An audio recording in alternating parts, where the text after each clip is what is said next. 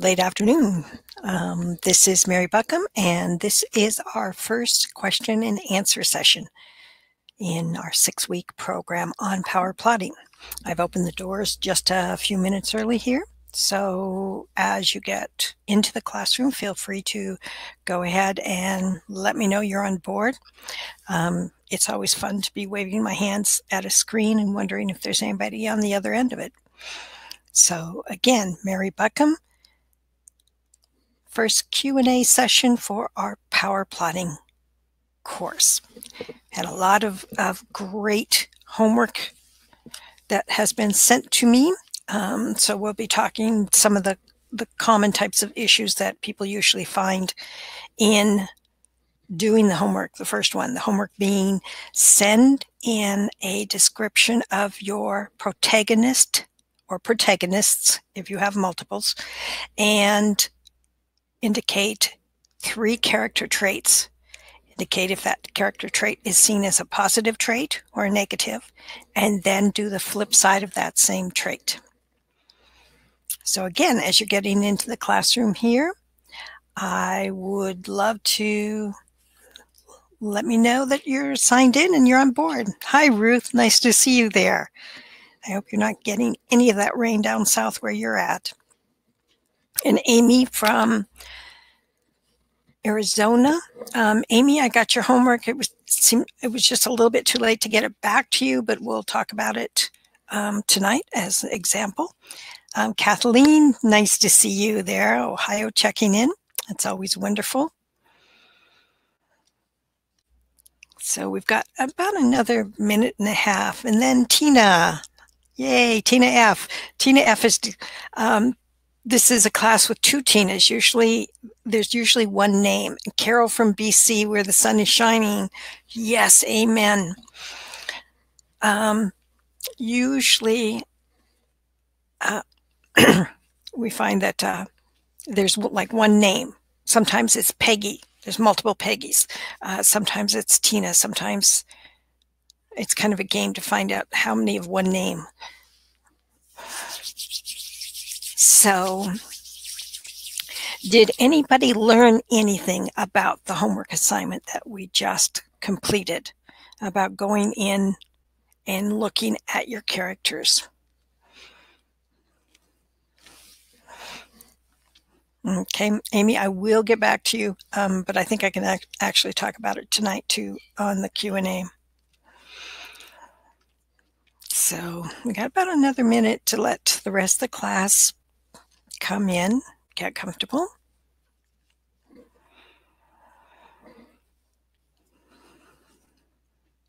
Any last minute questions anybody might have, feel free to go ahead and type it into the chat bar. Our Q&A sessions can be kind of, because they're only 60 minutes, it sounds like a lot, but it isn't really when you get into it. Okay, Jade. All right, if your sound system is off and it sounds like a train is rushing, yes, I would close out. Can you open it up again in something like Chrome, the Google Chrome, because that often can help with it. But it should not have that rushing sound to it.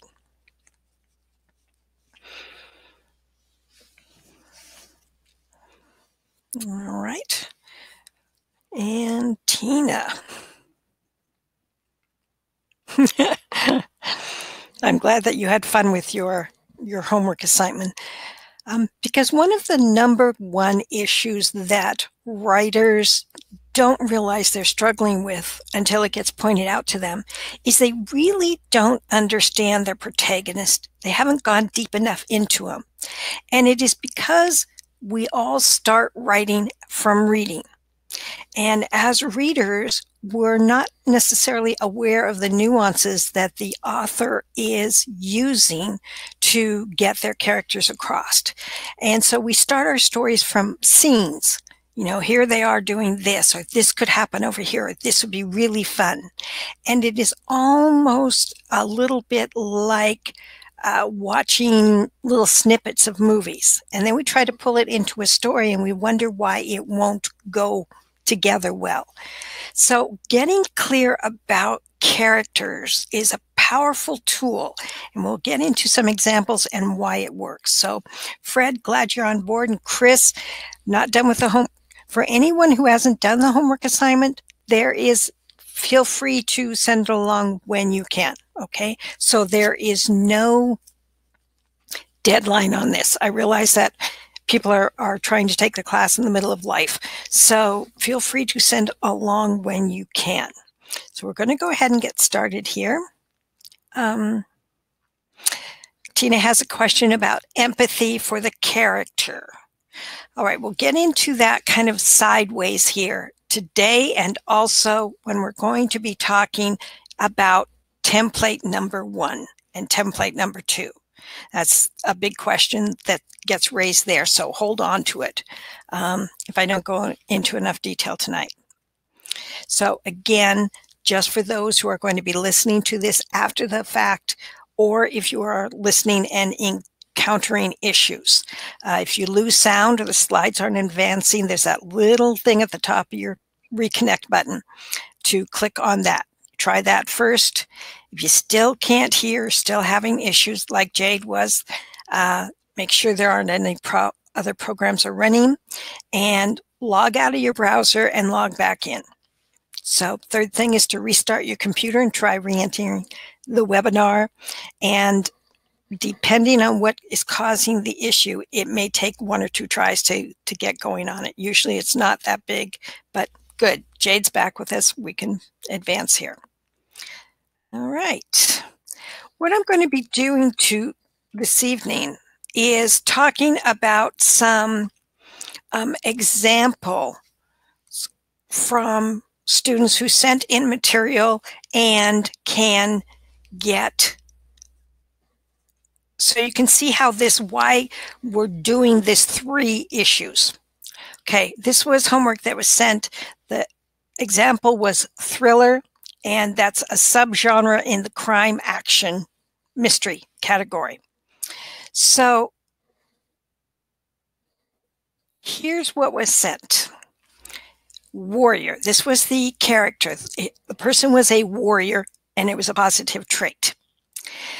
Then others see that person as combative, aggressive, rebellious, argumentative, belligerent, confrontational. Now, first thing, warrior is not, it is an archetype. So it can be a personality trait, but it also can be an occupation.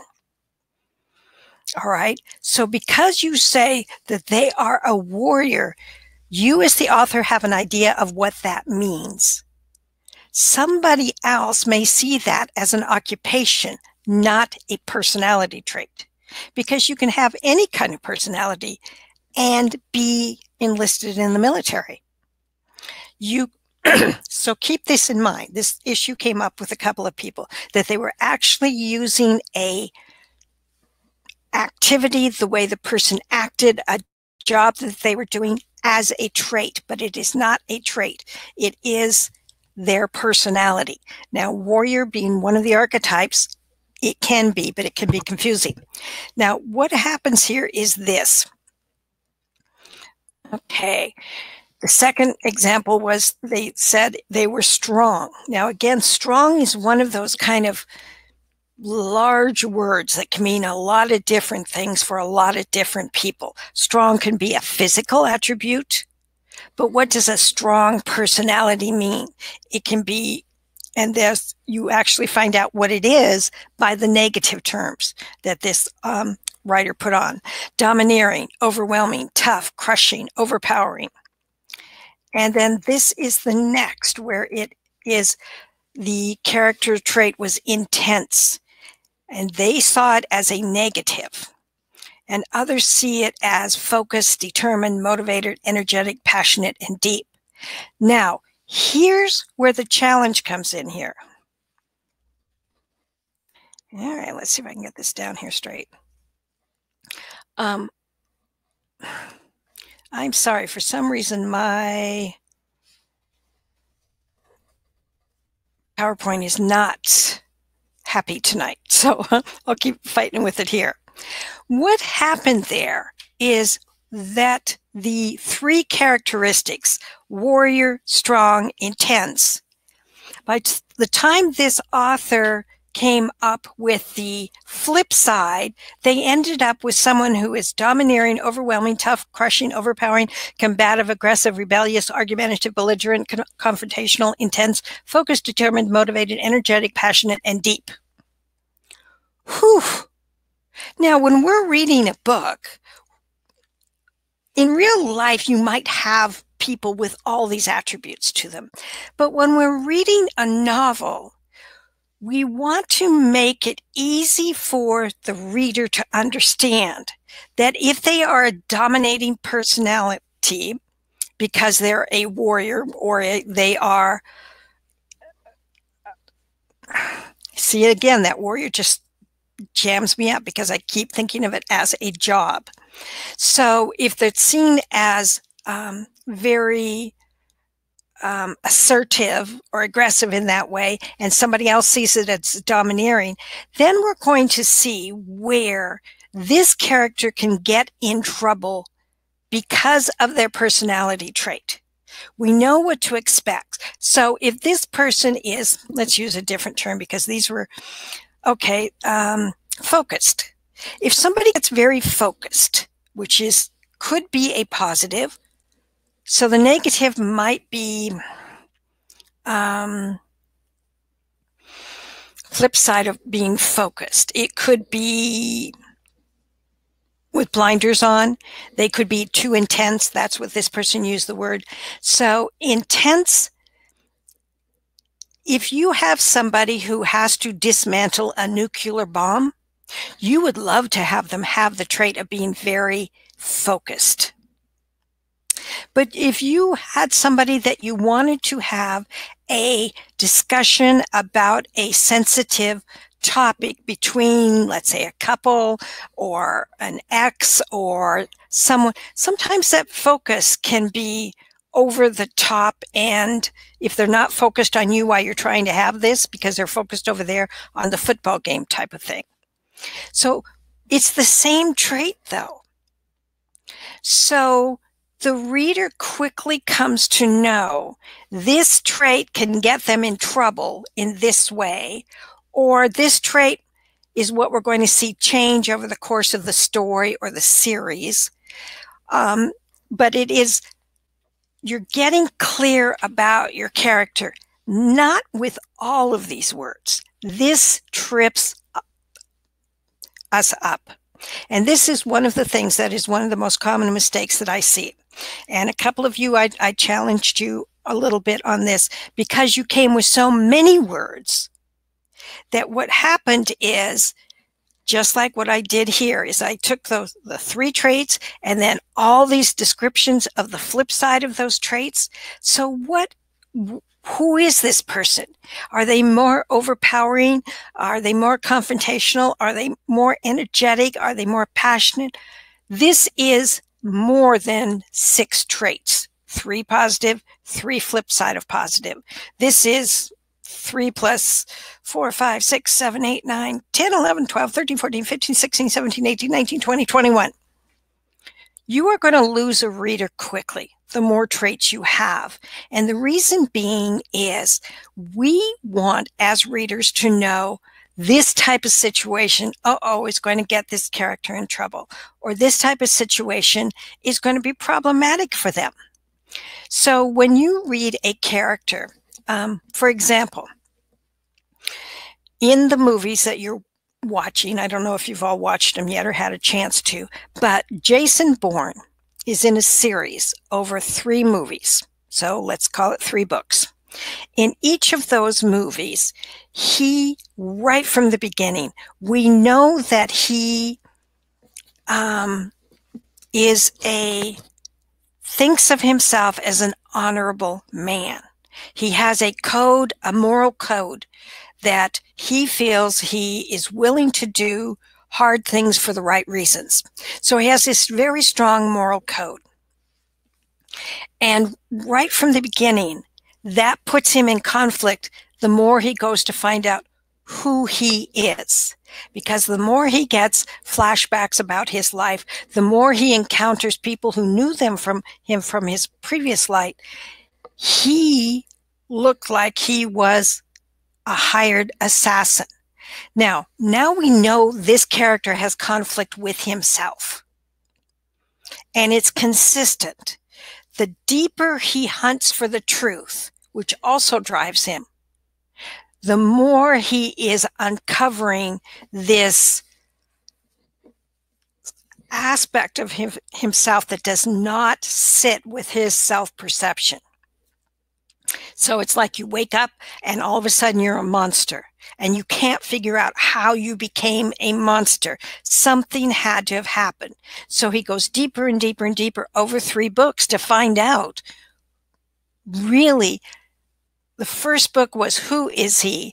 He was given some clues. The second book was, he knows that he worked for the CIA, a special branch, and it was involved in assassinations, but it doesn't ring true to him. So he wants to find out what part of the CIA he was working for and why, because the CIA is still after him and kills his love interest in the second book. That forces him to go deeper to find out exactly who he is and what he's done.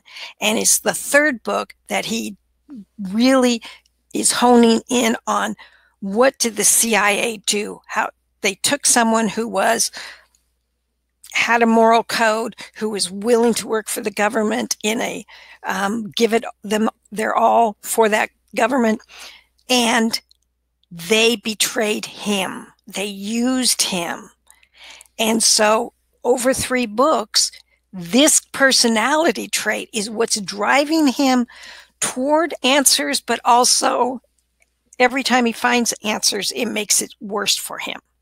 So that's why we're looking at these personality traits, not just so that we can say someone's a kind person. So here, by taking one term, tough instead of strong, that sounds positive. They're tough. They're going to keep going. Aggressive, though, sounds negative, but it is the same trait. So that's why some of these large traits like warrior or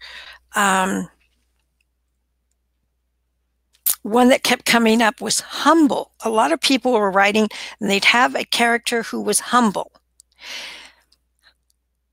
Go ahead, just for an example here, if you wouldn't mind, post what you mean by humble. If someone said to you, this person is humble, what would the flip side of that humility be?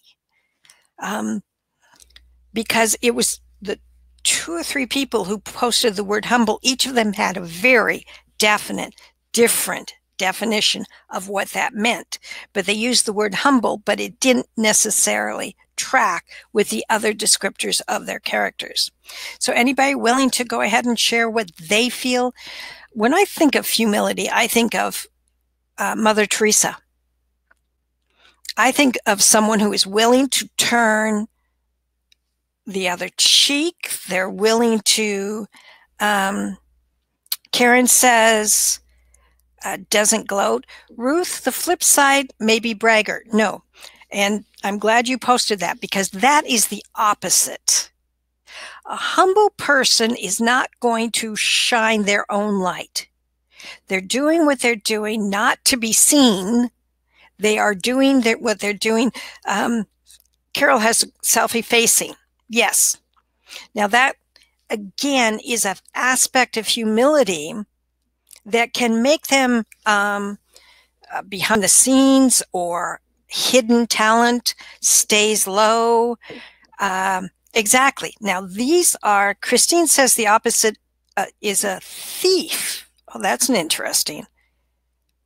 I just have this image of Mother Teresa as a thief.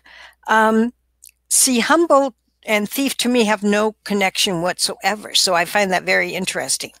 But you see how the word humble can,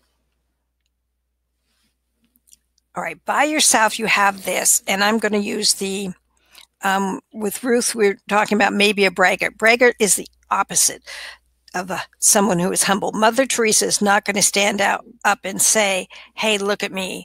Look what I'm doing. Aren't I great? So they don't gloat. Yeah, that's probably what they... Jade said, but isn't braggart the opposite of not beating your own horn? It might be. What we're trying to do here is get clear about what our meaning of that. Rick says the opposite is arrogant. Yeah, very definitely that's an opposite. Fred has a great one here. Humility could be a pushover. Exactly. There it is. Yeah, we're not looking for the opposite. We are looking for the same trait that's seen from a different perspective is a negative. So being humble is always touted as being a great thing. But sometimes if you get to work with someone who is humble and self-effacing, you feel like you want to kick them, or maybe that's just me. Amy has the point here. They don't speak up for themselves. They are reticent. They can be abused. They can be taken advantage of.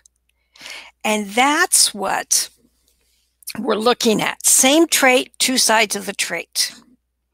So Tina says the point of view of the character versus how others can see that same character. Exactly. Now, if that humility has been forced upon them, then that can be the trait that grows over the course of your particular book. So at the end of the story, they can step up and own their own gifts. So if the humility is something that was forced on them, and again, this depends on your story, but if the humility is truly who they are, they're rare, but they also may be bullied as a result of it. They may be, you would see this person, they could be vulnerable. And so that would be something that somebody else would want to possibly protect them, because this is a vulnerability to them. So that's what we're looking at here when we're talking about characteristics, different character traits. So intense. The author wanted intense to be a positive term, but somebody else would look at that same trait and it would be overpowering. Just a second here. I'm trying to get it so that I can read my side screen and also have the front screen. Okay, Amy says some characters may not trust the character because they don't understand or trust the humility. Exactly. If you have one character and they come from Wall Street or some intense business background or a dog-eat-dog type of situation, politics, for example, and then you put them face to face with someone who is truly humble, you've got aliens trying to communicate to one another because they're not coming from the same places at all. And this is what can create conflict in your story. And this was one of the great questions Harley had. Let's see.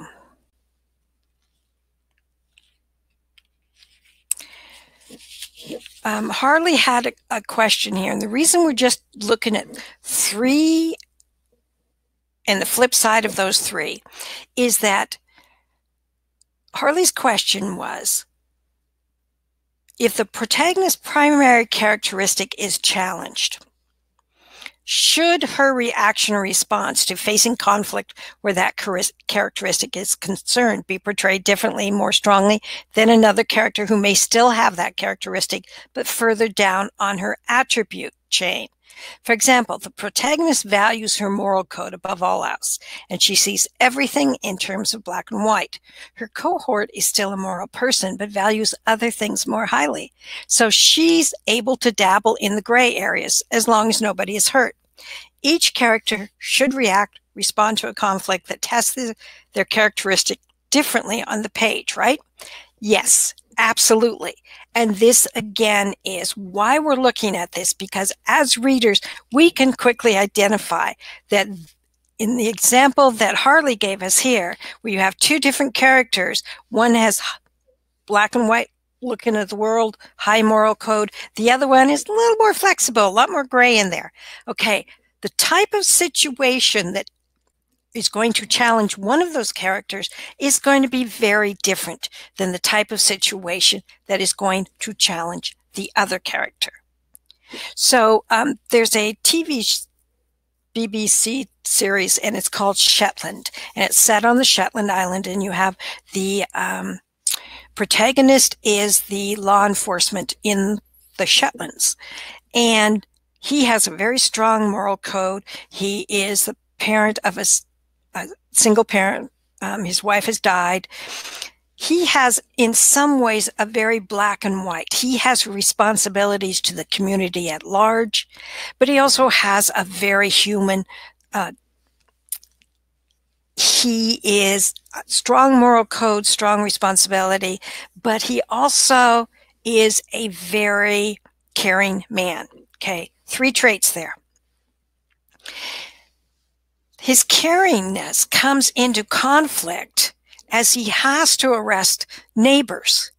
He has to go up against his friends. He has to go up with the biological father of his daughter, who is much more a character who is that gray, iffy type of thing. That man enjoys having a dalliance on the side quite often.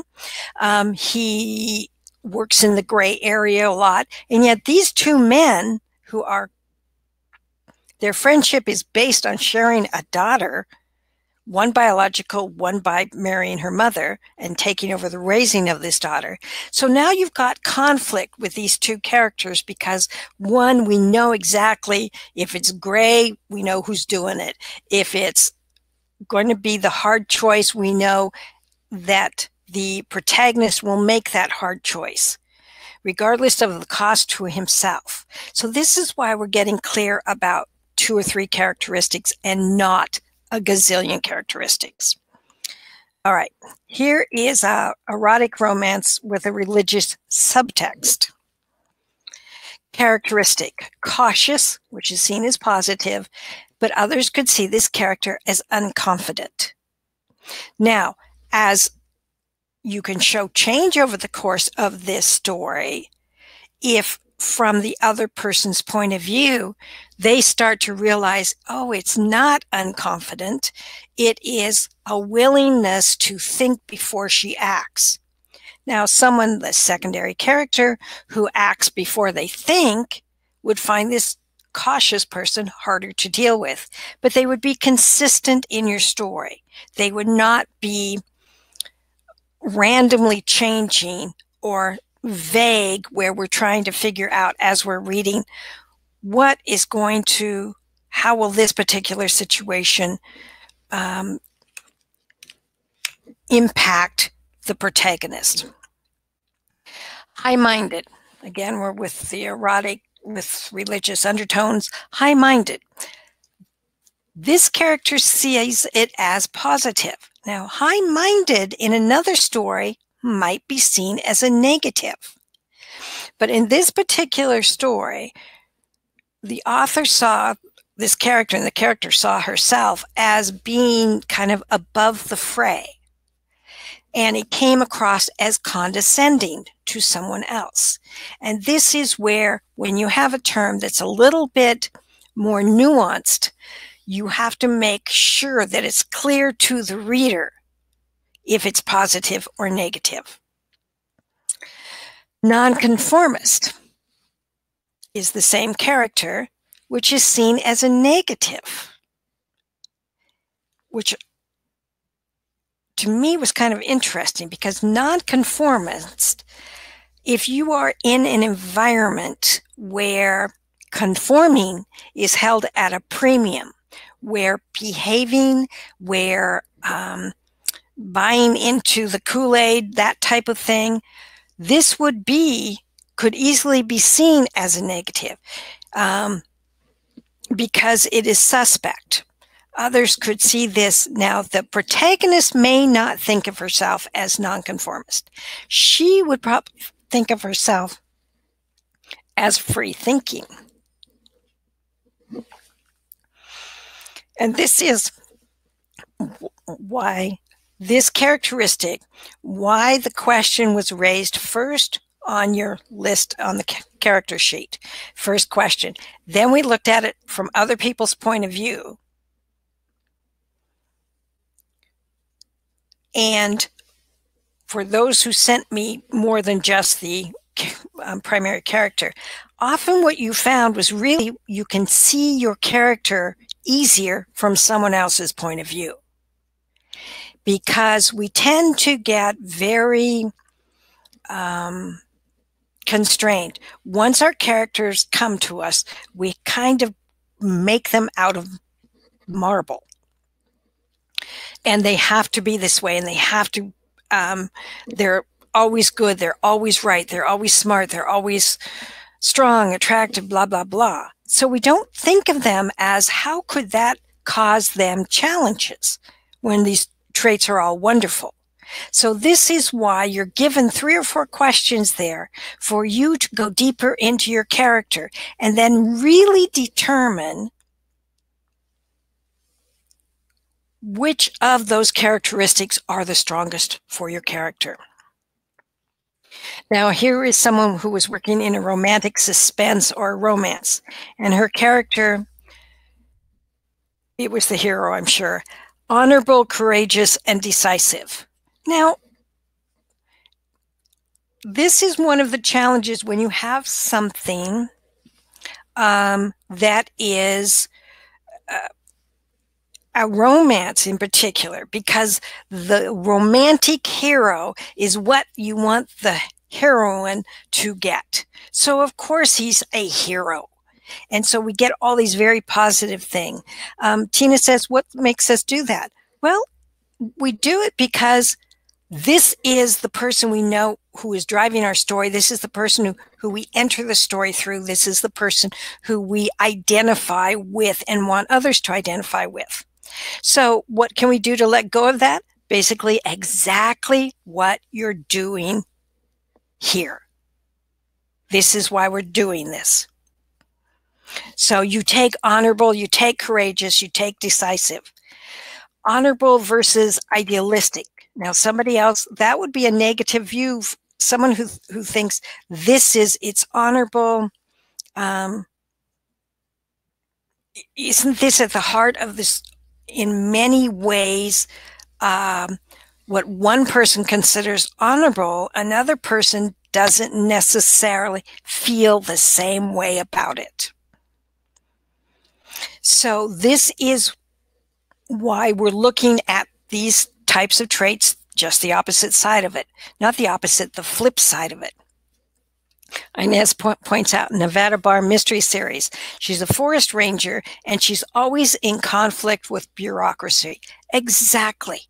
And we know that from book to book. We know that, you know, she's willing to challenge herself. She is willing to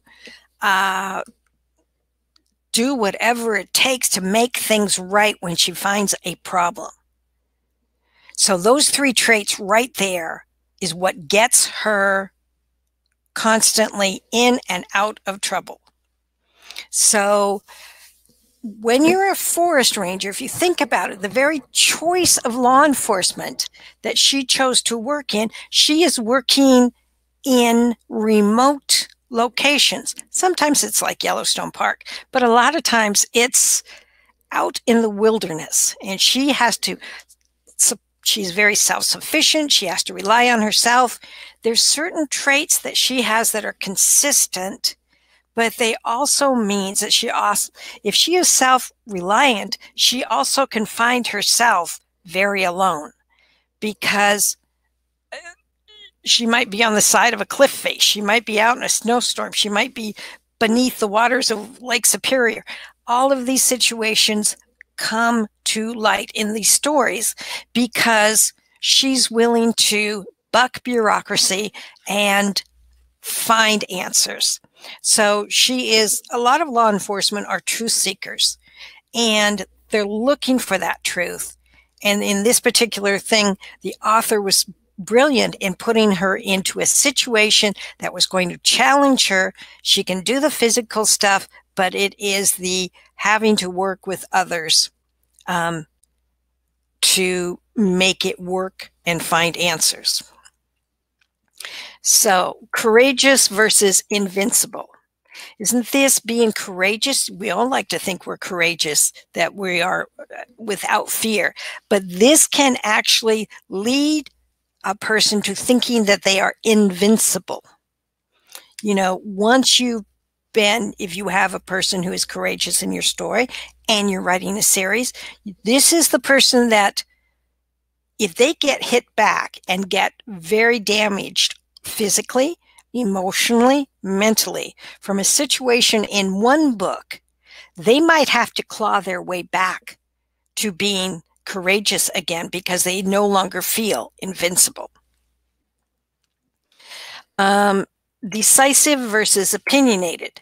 Now, this was the one that was causing issues for this particular writer, because she had a person who is courageous and who is honorable and decisive. Now, this is by doing this exercise, by looking at these traits from two different directions, you get not only a more three-dimensional character to play with, you get a clear. This is where sometimes the word humble was causing people challenges because it wasn't clear enough what they meant about humble. The word strong, what did they mean by strong? The word warrior, what did they mean by the word warrior? Here, they got to this point and realized that they did not see this person who was courageous and honorable. They didn't think that being decisive was a part of that same personality. So they called it as doesn't fit the story, but in reality, it does, because those three things can fit together well. But if you have someone who is courageous and who is decisive, and then you have humble as the third trait, which one of these three doesn't fit with the others? And too many times what we do as writers is we're trying to find a quirky trait or something out there that is problematic to challenge our characters, instead of just realizing that the characters are challenged because of their own traits. We're going to find it more when we go into the next lecture, which is on conflict, and when we're going to be talking about belief system. And yes, those who are returning students, I can hear you moan right now. All right, so this is, again, a type of response that I was receiving. For the hero, he's in a bad place emotionally at the beginning of the story. This happens a lot of times in romance. He is in a bad place.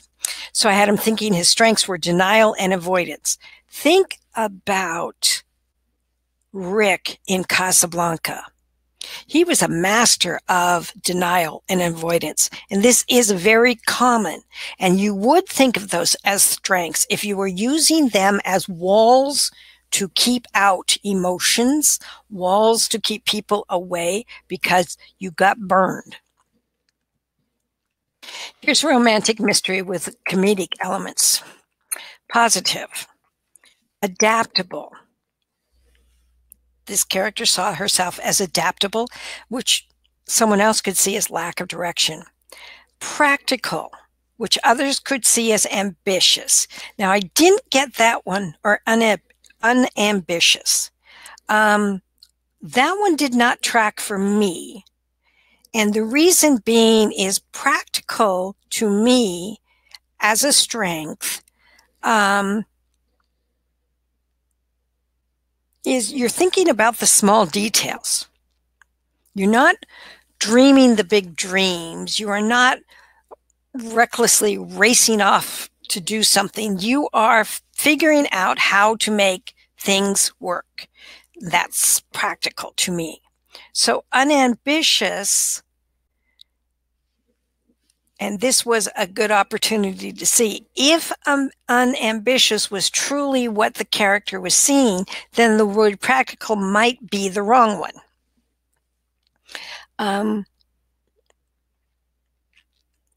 Mary says practical might be cut to the chase.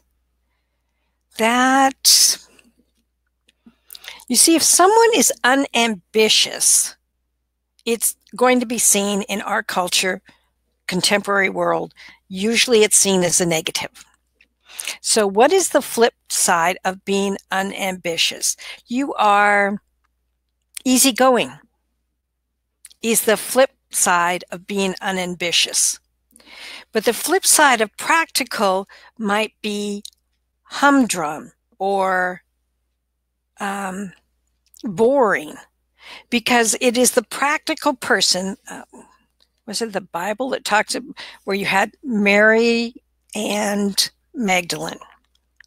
And Mary was the practical, I always get these wrong.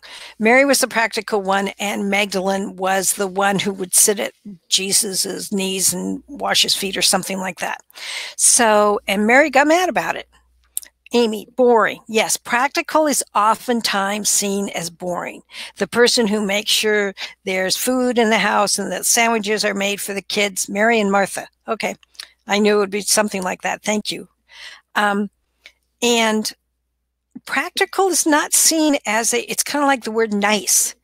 Nice is one of those words that you rarely see someone described as anymore. And it's like, what happened to our world that being nice is no longer a positive thing? That it's more seen as a boring type of thing. So this is why the person who is brave and adaptable is also practical. So not sure that's really tracking there. Fred says, without ideals.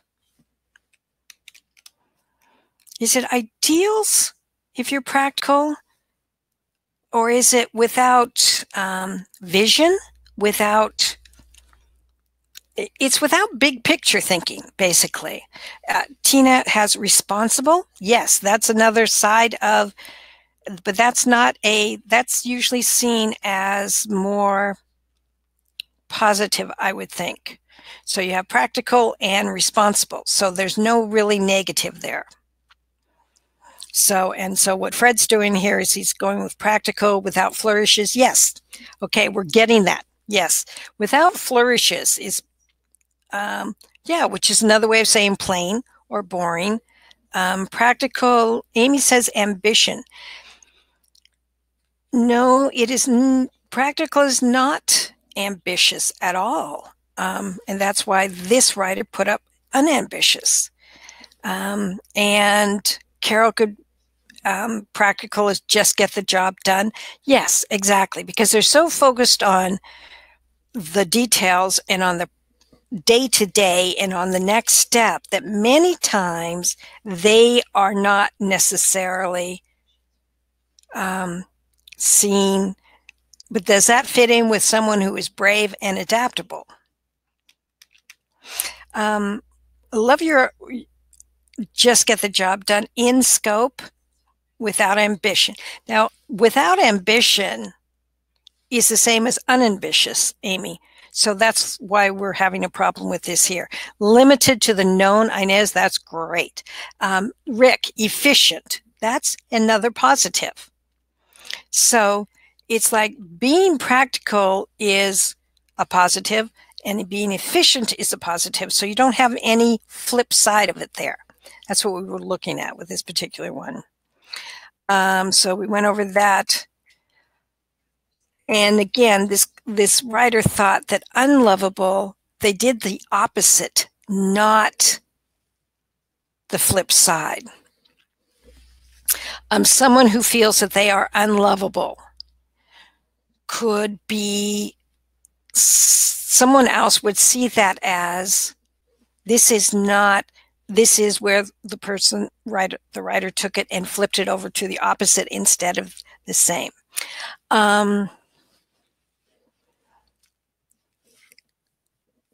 Okay, let's see. Unlovable. They see themselves as unlovable. Flip side of practical, lacking in romance. Not necessarily, Karen, because romance doesn't have really anything to do with being whether a person is practical or not. They can have great romance. Cover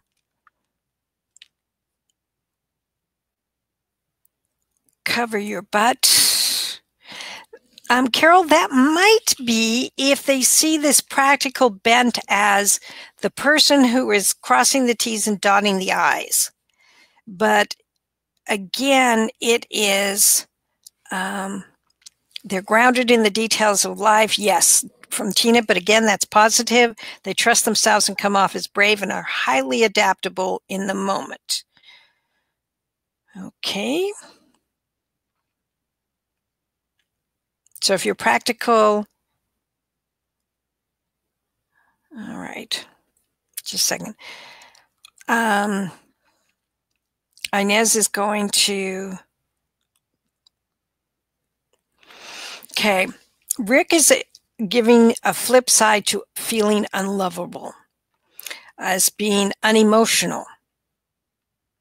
So if you feel that you are unlovable, how would others see you? As unemotional? They could. Mary, I think, is using the word distant here for unlovable. Carol, I think you're still working on unlovable, smart, sliding under the radar. Amy, yes, practical could be routine. Yes. Kind of almost hidebound by routine. Dispassionate if you're unlovable. This is where something like this, unlovable, you're a victim. All right? Because to be lovable or not does not necessarily have to do with passion. So Harley, that was a good, if they were reticent, someone else might see them as dispassionate. But if they're unlovable and somebody else is looking at them, think of it as that person who, nobody loves me, nobody likes me, I'm going to go eat dirt. That person is a victim. They are no confidence. Yep. Ruth, that's a great one. Removed from the competition. Inez, I like your viewpoint here. Christine brings up a good point. They're unaware of themselves, of their possibility. Yes, that they're unlovable. So it's removed or outside of them. Okay, we're talking for Harley's answer, we're talking about dispassionate, that it's outside of them. There's a wall, they're distant. They might see themselves as unlovable, but distant might. Nima, oh, so glad to see you here. And pitiful is really good. Yes, they could be seen as pitiful because that's a negative to that unlovable, which is a negative. Wait a second. So now we got two negatives. We're looking for a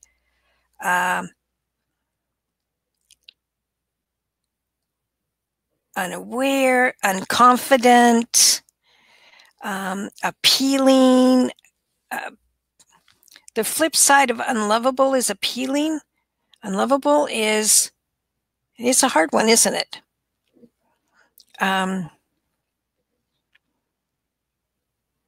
Okay, Amy is getting what defining unlovable, why they feel that way.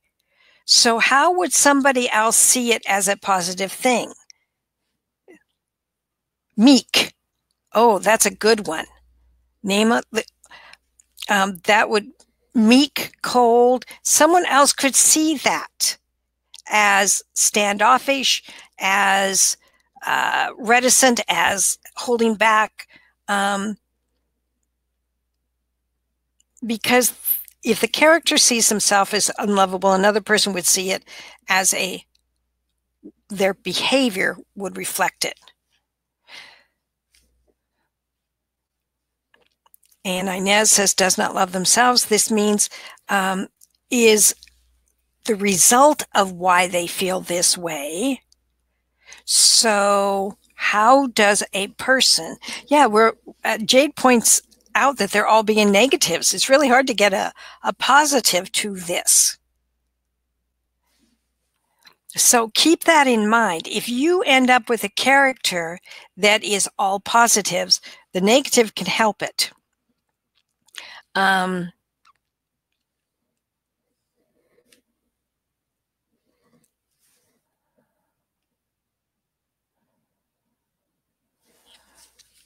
Okay, Amy's flipping it around and saying that's how others see it as unlovable, but the character see themselves as lovable.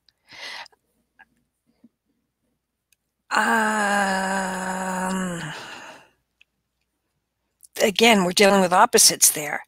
Karen has really good insight here. Someone who feels that they are unlovable, someone else may see them as quiet. Now that I would buy into, and that is a positive, that they are withdrawn, that they are quiet, that they are reticent. Ruth says, someone who is unlovable could change into a lovable person at the end of a novel. Absolutely. And Tina brings out, it's the underdog that makes people root for them. We've seen lots and lots and lots of characters who do feel themselves as unlovable or incapable of having somebody else give them love or accept love from them based on childhoods and that type of stuff. So this is very common that you're going to see this type of thing. So what you want to see is, how would somebody else see this as? Maybe this person is shy, maybe this person is quiet, maybe this, Rick has a good comment here that they are distant. So depending on probably the sex, depending on the context of the character, we could see it as a law. A physical flaw may seem to make assumption of unworthy. Exactly. Inez, there's a lot of reasons as to why someone could feel unlovable.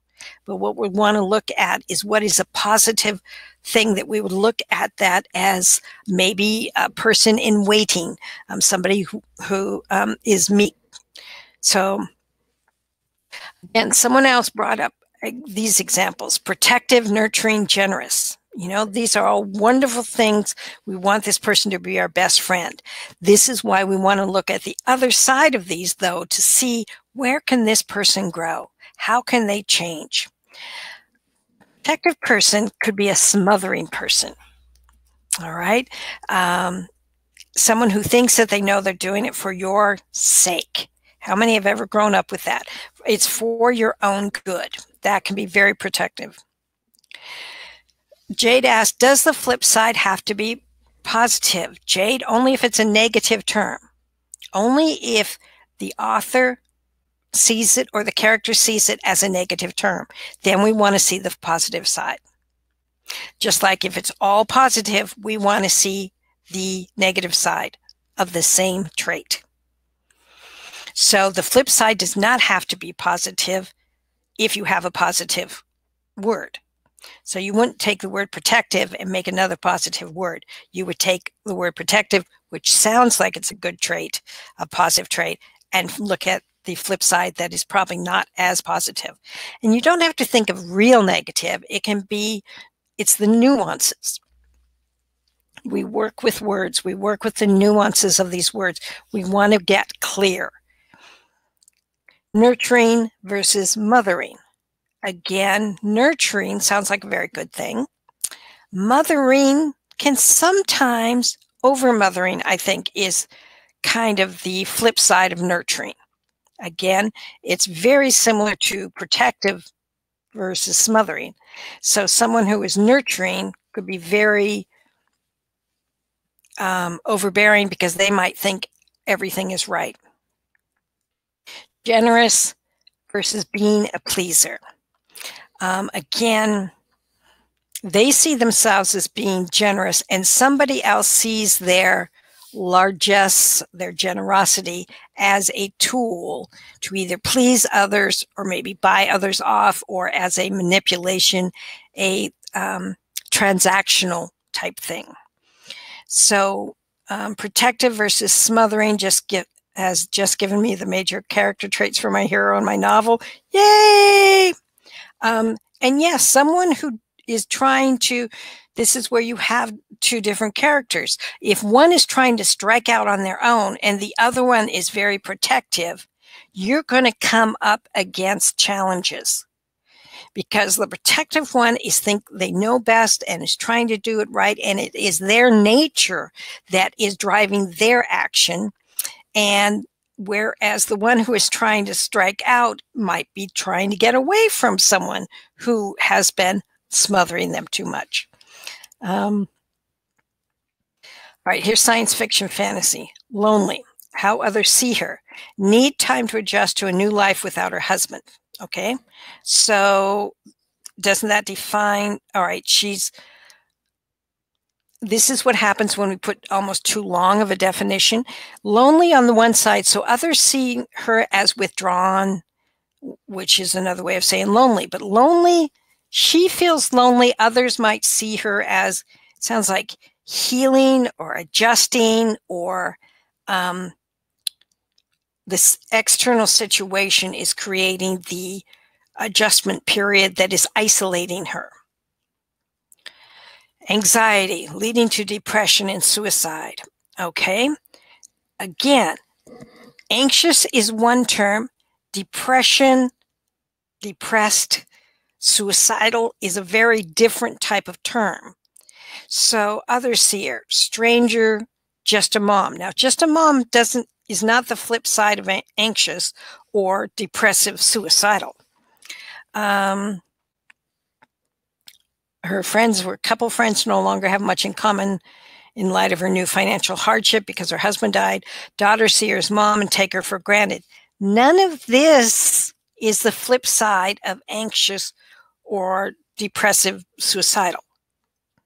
So, and this is how we get ourselves into knots, is we're so into our story and what we see our characters doing in the course of our story that we may not be realizing that this is not the same character traits at all. One, we have two negative character traits, anxious and depressive, suicidal. So what are the flip side of those? Anybody got anything for anxious? The flip side of anxious might be hyper aware. She probably, if she's thinking of herself as anxious, others might be seeing her as, anxious is a hard one, but then so is depressive, suicidal. Grieving could be depressive, suicidal. In pain, it is, this writer was actually struggling. Self-absorbed, that's a good one, Carol. Overthinking, Mary S. Yes, I think that's every writer known to man. High-strung. Hey, you guys are good at this.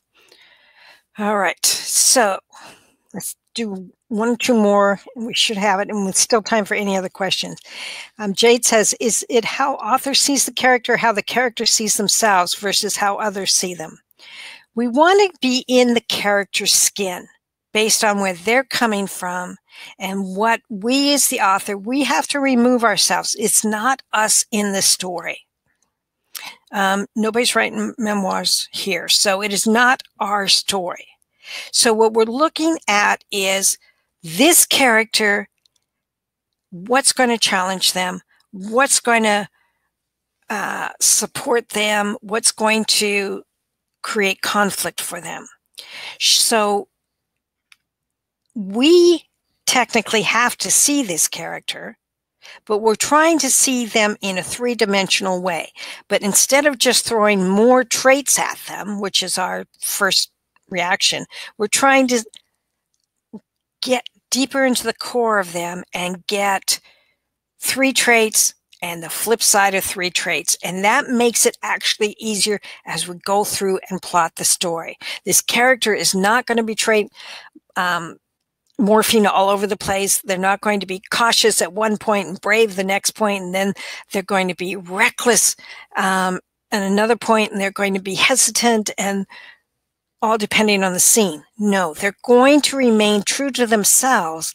And then as we create the scenes, as we face what obstacles are going to make them grow and change as a character, we're going to know them. It's coming, their choices, their decisions, who they are, create their stories. And that's why good stories, you cannot pull that character out of that story because the story falls apart. And you can't pull that character and put them in a different story because it's a totally different situation.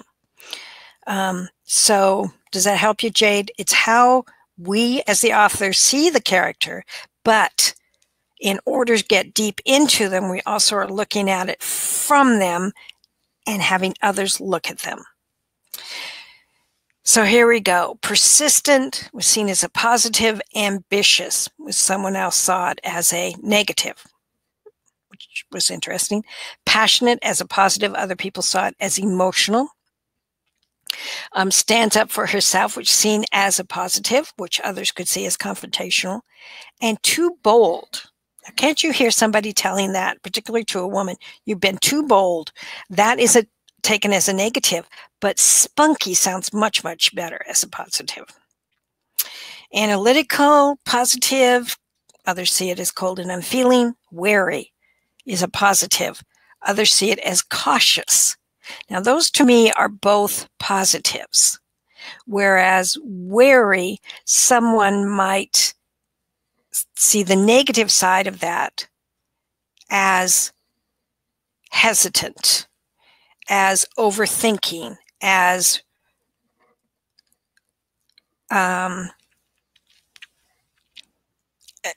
you can just see that where you have a character who is not going to jump in. So the flip side of that is someone who is going to hold back too much. You know, if you need somebody to jump in and you're halfway down the street and you turn around, the person who's supposed to be guarding your back is still thinking it, and they're hiding back at the saloon, then you're in trouble. Independent is seen as positive. Aloof is seen as negative. Same trait, good. Insecure is seen as negative. Pensive and withdrawn. Now, I don't see those as positive. If you have a term that you identify as the writer, seeing that your character is going to struggle with it, and you put it as a negative, we want to see what is the positive aspect of that. Insecure means that you are probably wary. You are probably cautious. You are probably going to be hesitant. You are going to be, but pensive and withdrawn are different traits. That has to do, I think, more with overthinking. Okay, we're going to, let's go just a little bit.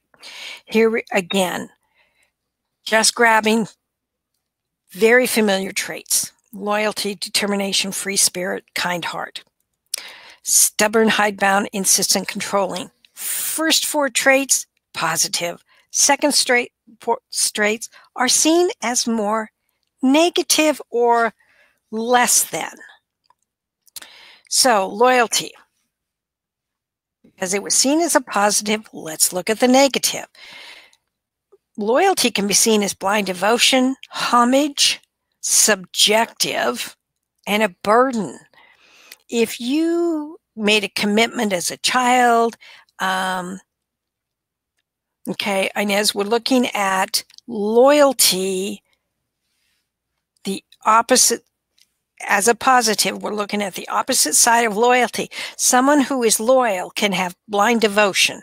They can pay homage.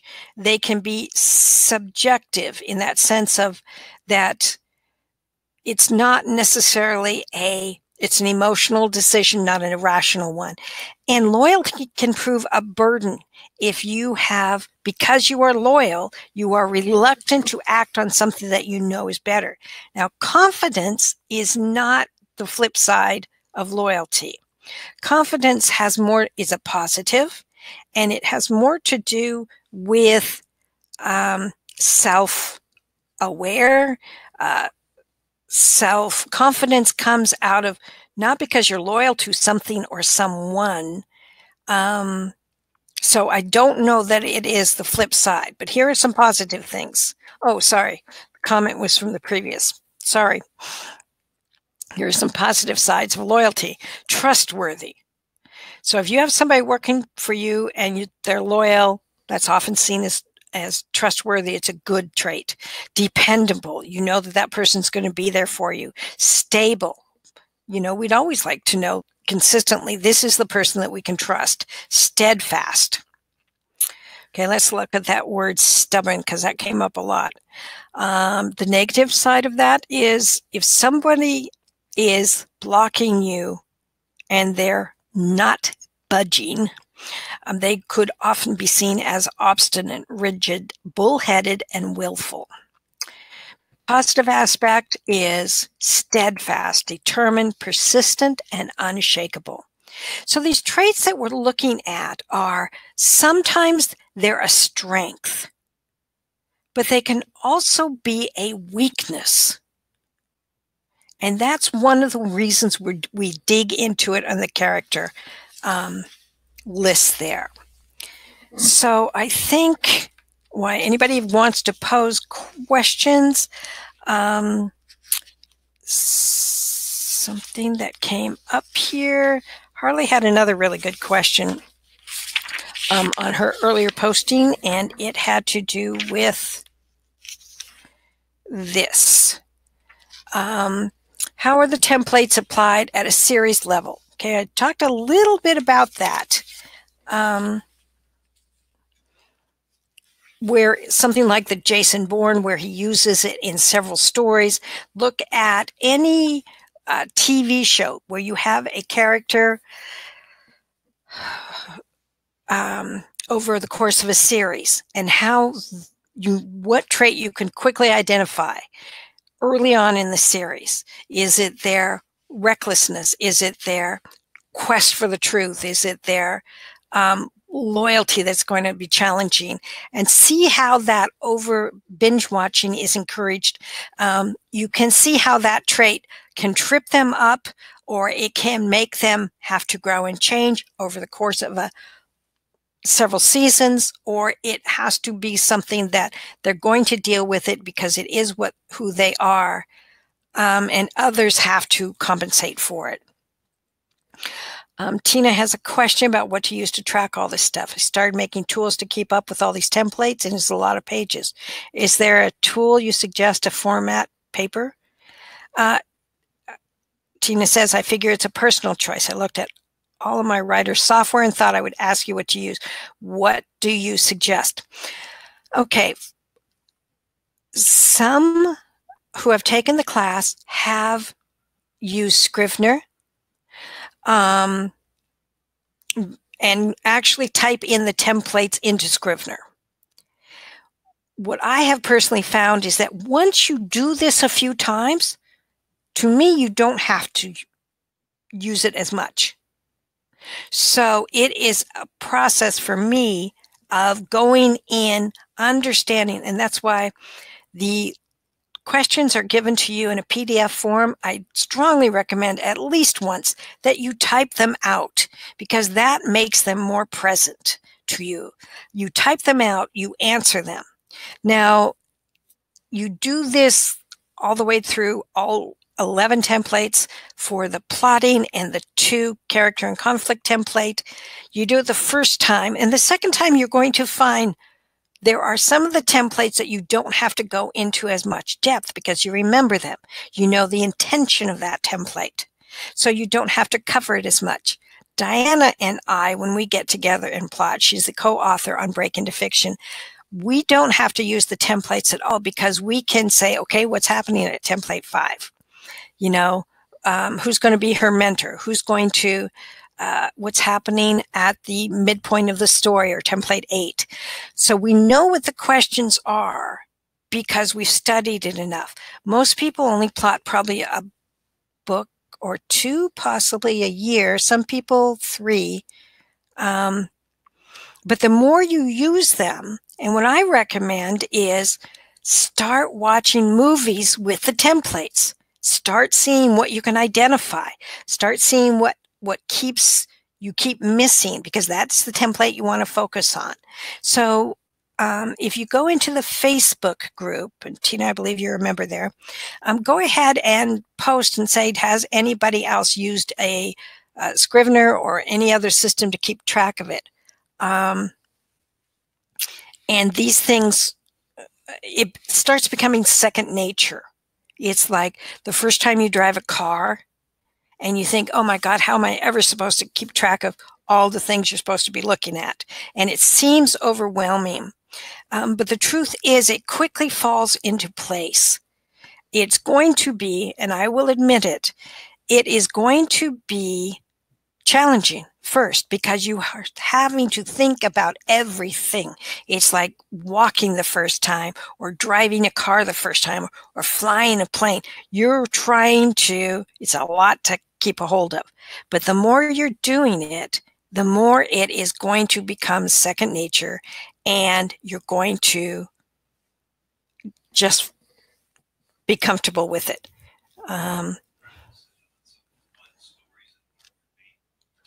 One of the good things too about just using someone else's book or someone's movie or a TV show, because the templates fit every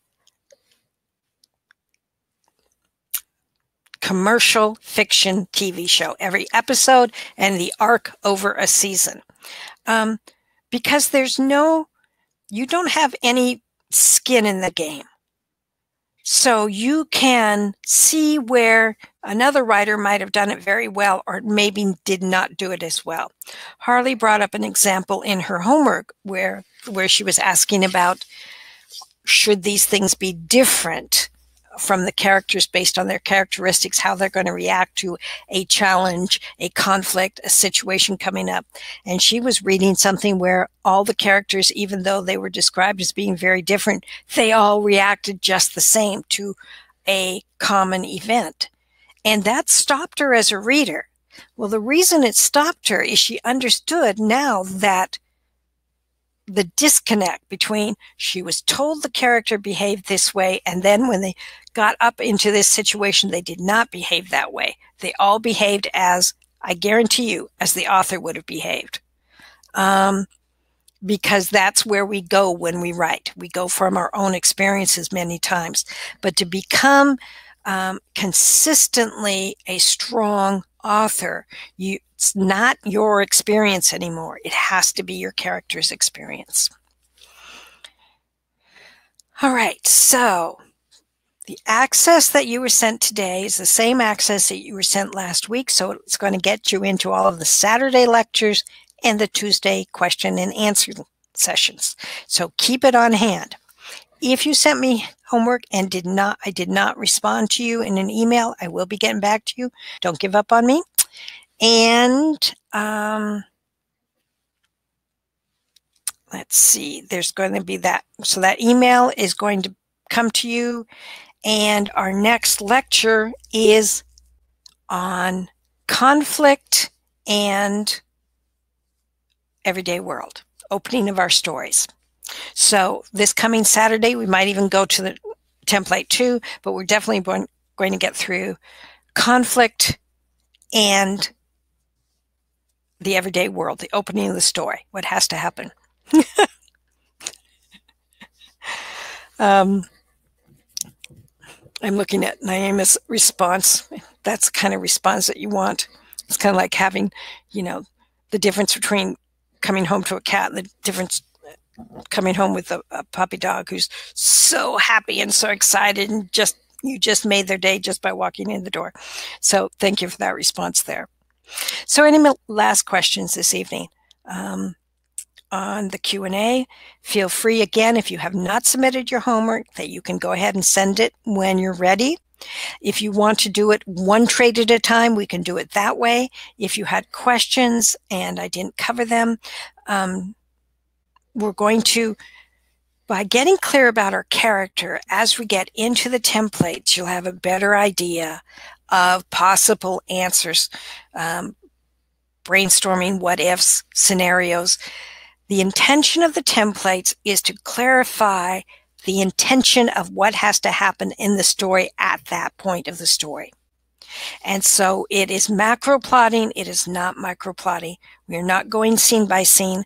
We're stepping back and looking at your whole story. And if you're a pantster and it makes you nervous trying to think about the end of your story, make up a story just to play with, to get the concepts of the templates down. This doesn't have to be a story that you currently have been working on. Use a different story if that can help teach you the process. So then you can go back and apply it to your own story. And you don't have to set up your one-on-one until you do that. We'll talk about your own story when we talk on your one-on-one, but don't put extra pressure by trying to take a story that you currently are working with. And once we write it, too often it can get wedded to that has to happen that way. And if that's the case, it's going to make it more challenging than it needs to be to understand the idea of story structure. And that's what I want you to walk away with here after these 6 weeks, is a stronger sense of the possibilities of story. And to get a stronger sense, there has to be less rules and more opportunities with understanding the intention of what goes on at this point. So I will see you all Saturday at 10 a.m. Be prepared. We're going to be challenging there. Feel free to go ahead and read ahead, work ahead that template so that you'll know and can raise any questions before or during. So thank you for being here this evening. I really appreciate it. And I will see you shortly. Yay! So take care and happy writing.